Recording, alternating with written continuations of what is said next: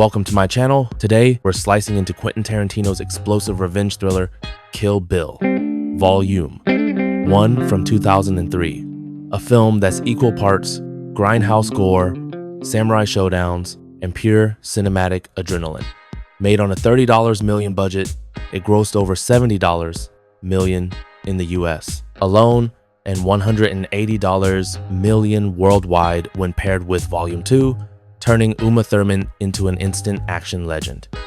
Critics raved about its bold style, 85% on Rotten Tomatoes, calling it a hyper-stylized homage to exploitation flicks, while audiences loved the unapologetic violence and killer soundtrack. With the recent 2025 theatrical re-release of the unified Kill Bill: The Whole Bloody Affair, including extended scenes and that unrated cut, it's prime time to revisit Volume 1. Fun fact, Tarantino split the script into 2 volumes for runtime reasons, but it was always conceived as one epic. And the action? Choreographed by Hong Kong legend Yuen Woo-ping, the master behind The Matrix and Crouching Tiger, Hidden Dragon, who brought in a full Hong Kong stunt team to handle the wire work and swordplay, some scenes even shot in Beijing to capture that authentic Eastern flair. The story explodes right out of the gate. Uma Thurman is the bride revealed later as Beatrix Kiddo, a top assassin for the deadly Viper assassination squad. On her wedding day in a dusty El Paso chapel, her ex-boss and lover Bill David Carradine, voiced only in Volume 1, and the squad Vernita Green Vivica A, Oren Ishii, Lucy Louie, Bud and L Driver ambush her, leaving her shot in the head and comatose for 4 years. She loses her unborn child in the process. Waking up in a hospital, the bride's first act is pure fury. She takes out a sleazy orderly and his buddy in a brutal, bloody escape. Armed with a hit list, she heads to Pasadena for Vernita, Copperhead, a knife fight in a suburban kitchen that's equal parts domestic chaos and deadly precision. Then it's off to Tokyo for Oren codename, Cottonmouth the Yakuza Queenpin. The bride commissions a legendary sword from Hattori Hanzo, Sonny Chiba, storms the House of Blue Leaves, and carves through Oren's crazy 88 goons in a symphony of severed limbs and spraying blood, culminating in a poetic Snow Garden duel with Oren herself.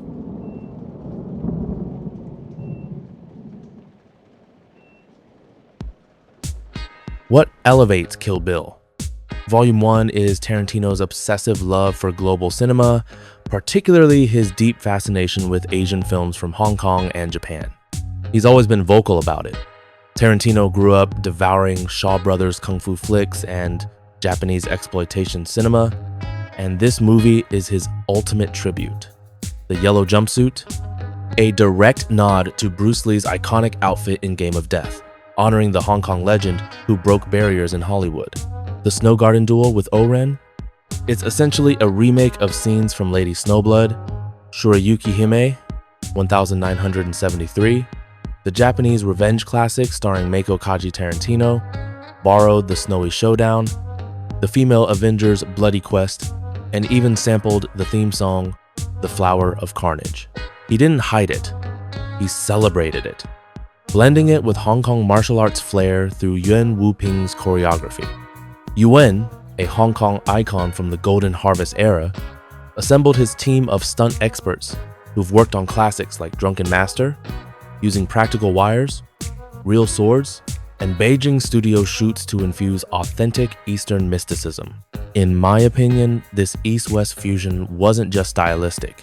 It was a cultural bridge in 2003 Hollywood, introducing mainstream American audiences to Hong Kong's over-the-top blood sprays, Japanese Chambara honor codes, and the raw energy of Asian genre films. Without Tarantino's geeky obsession, we might not have seen the global action boom films like this popularized Eastern influences, paving the way for The Raid, Ip Man, and even Marvel's Shang-Chi. It sparked a renaissance for Hong Kong cinema in the West, reminding viewers that martial arts aren't just fights. They're art forms rooted in history and philosophy. The action is non-stop and iconic. The House of Blue Leaves massacre is the crown jewel. The bride in her yellow jumpsuit hacks through dozens of masked Yakuza, blood gushing like fountains, the scene shifting to black and white in the original cut to dodge an NC-17 rating.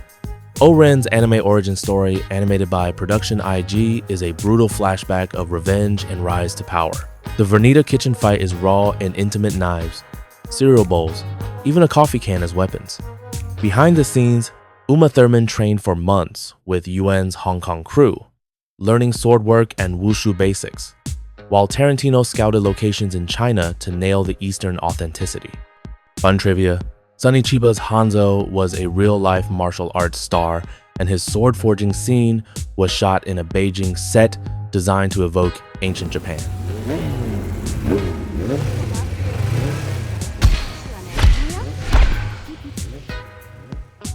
From a legacy standpoint, Kill Bill, Volume 1 redefined female-led action. The bride's quest is raw empowerment, flipping the damsel trope into a warrior's odyssey. It carries the spirit of 70 seconds exploitation, but amps it with modern polish, influencing female revenge tales everywhere from Promising Young Woman to The Woman King.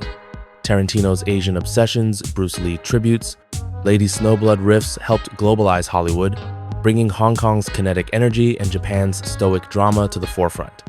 Personally, I love how it's all style and fury, no deep philosophy, just visceral satisfaction. Uma's performance is electric, vulnerable yet unstoppable, making her an icon. The soundtrack slaps to Nancy Sinatra, Santa Esmeralda, and that twangy guitar riff. Does it hold up in 2026? Hell yes, the violence shocks, the homages delight, and the re-release makes it feel fresh. What's your take? Favorite kill or that yellow suit's impact? Drop it in the comments, I read them all. The movie races through set pieces, the chapel massacre in sepia tones, the anime interlude, Hanzo's sword oath, and that epic Tokyo rampage. Supporting cast kills it: Lucy Liu's Icy O-Ren, Vivica A, Fox's desperate Vernita, with cameos like Michael Parks adding Tarantino quirk.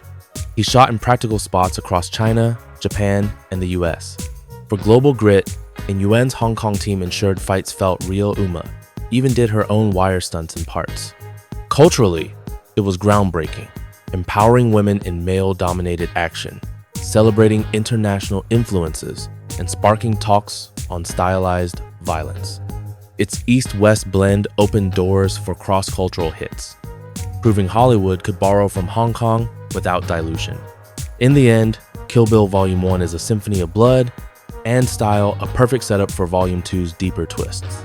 If this got you hyped, we'll cover that next time.